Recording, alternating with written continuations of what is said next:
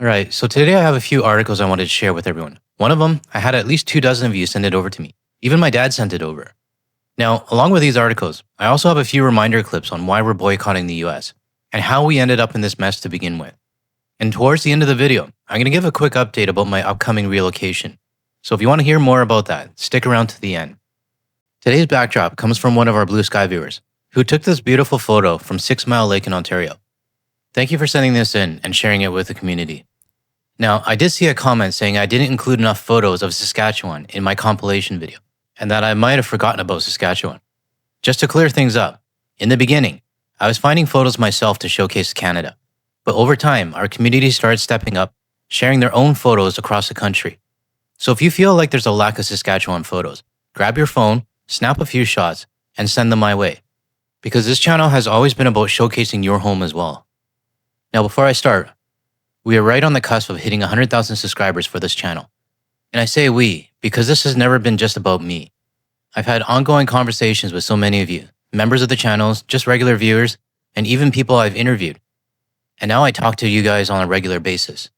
I've even helped a few community members get in touch with some of the guests that I've interviewed, and that turned into new friendships and connections on both sides of the border.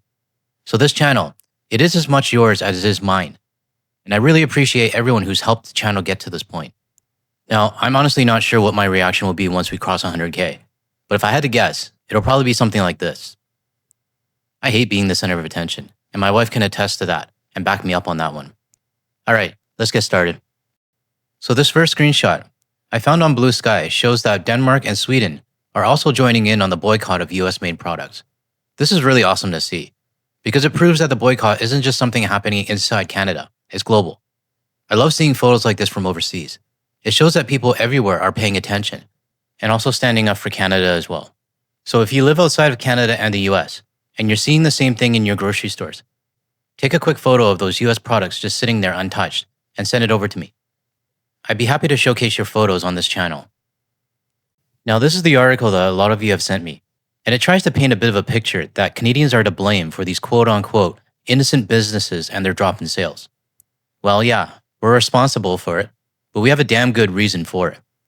I'm not going to read the whole article word for word, but I'll leave it in the description if you want to check it out yourself. So it starts off talking about how this boycott is hurting a Virginia distillery. The CEO was saying that he expected triple the business this year, but instead it went straight to zero. And then he claims that the whiskey doesn't taste good just because of where it's from. Well, Mr. Moore, it has nothing to do with the taste of the whiskey. That's not why we're not buying it. It's because of your leader and what he's done to destroy our relationship with you. Then he goes on to say, we're not in politics. We're just some guys in Virginia making good whiskey. But unfortunately, we're the victims. When I read that, the first thing that hit me was how irritated I felt hearing him call himself a victim. What exactly is Canada supposed to do when his president threatens us? Are we just supposed to go on like nothing happened? Because after reading this, it sounds like all he really cares about is his own bottom line. He doesn't seem to understand or care about the real reason that all of this is happening in the first place. Instead, Mr. Moore, you might want to point all of your frustration at your own government, the administration that put your country into this mess. Canada did not start this, and we're sure as hell not going to bow down to your president or keep supporting your business like nothing happened. The article then switches over to a guy that I actually featured back in the early days. It's the same guy who thought it'd be a great idea to print stereotypical Canadian images on 3 golf balls to try to get us back. Well, it's pretty clear that Canadians haven't changed their habits. That 3 little golf ball promo obviously didn't work. 70% of the daily golfers are from Canada, so you can bet that they got a lot of tee times open right now. I hope this guy didn't order too many of those golf balls with the cheesy Canadian designs, because it doesn't look like they're going to help very much. It's obvious that they're struggling, and they had to cut back hours on staff. He then goes on to say that it's nothing they've done wrong, and that they've worked really hard to grow their business, but he does at least acknowledge that Canadians aren't happy about the disrespect. Still, it comes across the same way, playing the victim because of the boycott. Just like that first guy, this is happening because of what your leader and his administration are doing. You are from the United States, and the orange guy in the White House represents you on the world stage. I actually saw a video from Todd Maffin a few days ago, and he summed up this topic perfectly. I'm going to get into that after I finish my thoughts on this article. The article then moves on to talk about the decline in ferry service between Vancouver and Seattle. I think it's actually Vancouver Island and Seattle. But anyways, the guy they interviewed mentioned the exchange rate, which, if you've seen my videos, I don't agree with. but he did at least acknowledge the 51st state rhetoric. Collins has also had to cut back on his staff because of the lack of Canadian visitors, and the Canadians have been clear to him it's their choice not to travel.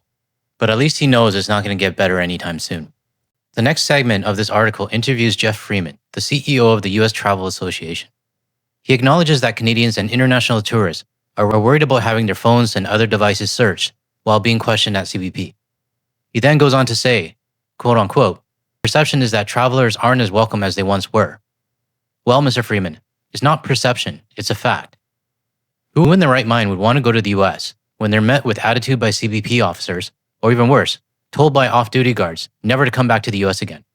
We've all seen this video. You can say that the US is open for business to illegal travelers, but from what I'm seeing, with ICE targeting anyone who isn't a white guy, arresting anyone and everyone, kidnapping their own citizens, it's not exactly a place I or millions of others around the world want to visit. And that last quote at the bottom of the screenshot, he says it's going to be a big test. Well, I've been saying this since the start of my channel. Those US Sunbelt destinations are in for a massive shock when the snowbirds don't come back. But hey, even their own citizens who support Trump keep saying that they're glad the snowbirds aren't returning. You can look right in my comments. They've said it themselves. So far, we've only had one report on the snowbirds this fall, but I'm waiting for the rest of them to start rolling in. Now, this last segment of the article talks to a CEO of Cedar Ridge Distillery. He mentioned that during Trump's first term, he had to stop selling to Europe because of Trump's trade issues with the US. So after that, he shifted his focus mainly to exporting to Canada. But now, liquor exports to Canada are down by 85%. And at this point, he basically has no one to sell to except domestically. The article then goes on to say that there might be some hope because a few meetings happened between our countries. Yeah, don't get your hopes up, Mr. CEO. Nowhere in his segment did he even mention the 51st state rhetoric or the ongoing disrespect towards Canada by his own country. And I say country because it's not just the president, it's also the people who follow him and continue to support this mess. Now, I don't know. Now, maybe CNN left that out and decided not to put it in the article, but I'm taking it as face value.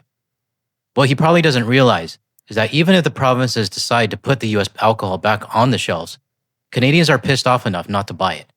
And I personally think this bottle should be taken off the shelves as well. Let me know if you agree with me in the comment. So don't think that if that day ever comes, Canadians are suddenly going to rush out and grab your liquor. Now, my takeaway from the CNN article is that no US business should consider themselves a victim of what's happening right now. It might sound harsh, but that's just my opinion.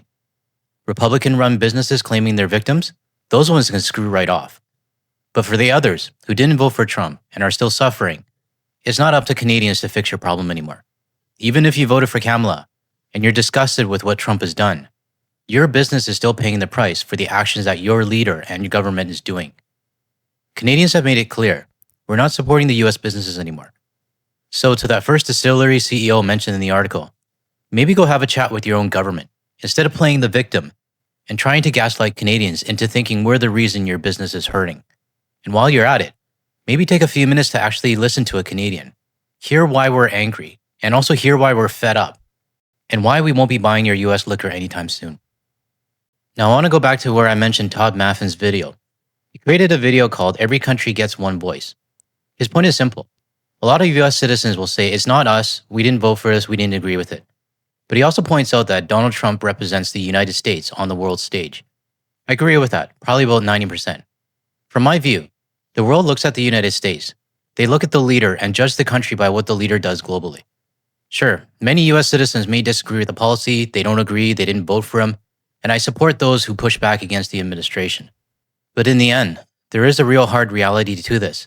If you truly believe it's not all of you, then it becomes your responsibility to rally behind others and to organize inside your own democracy to change it. That includes your democratic government as well, which, if you ask me, there's not much going on. This can only be fixed from within. He is your leader now. So if you want a different United States representing the world, it's on the US citizens to oppose him and to step up as well. Now, I know I said I had a few more articles to talk about, but I just checked and we're already at the 10-minute mark. So I'm going to have to save the rest for another video. Now, while the majority of viewers here from the US don't agree with the Trump administration, I want to remind everyone who does.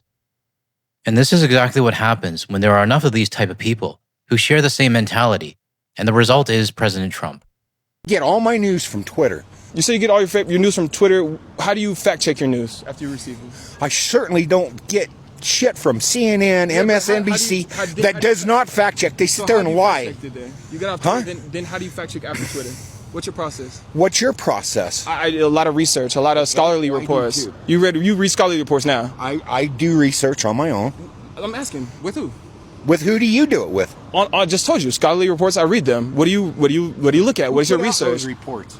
Every university in the world puts out research. Freaking universities, I don't trust for a second either. Hell no. So who should we trust to do studies? Crap. Who should we trust to do studies? Indoctrinated our kids. That's why Charlie Kirk was murdered. Trump might be the one making the idiot decisions right now, but it's people like this that put the US in the position it's in today. The ignorance of this guy pretty much reflects the mindset of millions who voted for him, dodging questions, getting their facts from Twitter, or just making them up as they go. Somehow the US needs to find a way to overcome this. But I'll have to say this, I do have a bit of hope that enough damage has been done that maybe a few lifelong Republicans like this next guy might actually wake the fuck up. All of my life, 50 years I've been here, I've never been harassed by Border Patrol on this side of the border like this. This is outrageous. Why are we not allowed to be here? Because we're not white? Our skin doesn't match? That's George Doylis. He and his wife are from Imperial Valley, and they love to camp. So when they were headed up to a dental specialist in North County on Wednesday, they decided to explore Jacumba and this area around Boulevard. They headed up this road to see if they could find a campsite, and that's when they say their day took a very different turn. We didn't think anything of it. We're an American citizens. We're on U.S. soil. Why should we be afraid? George and his wife Esmeralda say an unmarked SUV started following them and pulled them over. They say Border Patrol agents first approached wearing masks. So the reason why we're stopping you is because you do U-turns and there's a known alien out in the area. He told the agents where they were going and that they did not consent to any search. If you have a dentist appointment, it probably wasn't the best decision to be out in the middle of nowhere. No, we have the right to travel anywhere we want to travel. You do. You're absolutely right, you do. And I actually have the right and authority to stop you. The couple sat in their car as the agents brought a canine. It's called reasonable suspicion. Do you think that they had reasonable suspicion to stop you and search your vehicle? Not at all. Not at all. The dog did smell a small amount of legally purchased cannabis, so they got out for a full search. 30 minutes in, the agent says he could take their vehicle, but I'm going to go ahead and let you off with a warning. George and Esmeralda both voted for the first time in 2020 and again in 2024 for President Donald Trump. As they see his immigration crackdown, Do you regret your vote? Yes, I do. Very much so. I feel shame, guilt, and anger at the same time. Now this right here gives me a bit of hope. Hoping that there are others out there who voted for Trump, realize their mistake, and actually learn from it.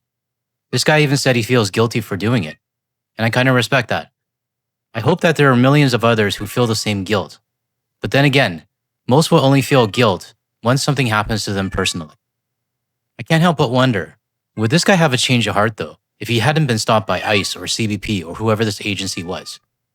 Now before I wrap this video up, I want to give a quick update about my relocation. It's pretty much all but confirmed. I'm just waiting for the final green light. And yes, for everyone who's been asking, the cats are coming with me. Of course they are. Honestly, it feels like some of you are more excited about the cats than me. Anyways, and don't worry, I'm not going to the US. I would straight up refuse that relocation if it were ever offered. But I have been thinking about the direction of this channel. And I'm actually really excited about the idea of getting a new perspective on the current US political situation from outside of North America. I've always wanted to see how Europe, Asia, Latin America, and other regions view not just the US, but also Canada. So I'm really looking forward to sharing that perspective from a different angle once I'm settled. One of our members even suggested I should start a travel vlog while I'm at it. I'm not sure about that, but we'll see. Definitely going to keep everyone posted, but wherever I'll end up, I'll still be here reporting in just from a new location. If you found this video helpful, hit the like and subscribe button to help get this message out to more people, and share it with your friends as well. And if you're still here and you want to see more of my videos, or listen for more cats, check out the ones that are showing up on your screen now. Thanks for watching, and I'll see you in the next one.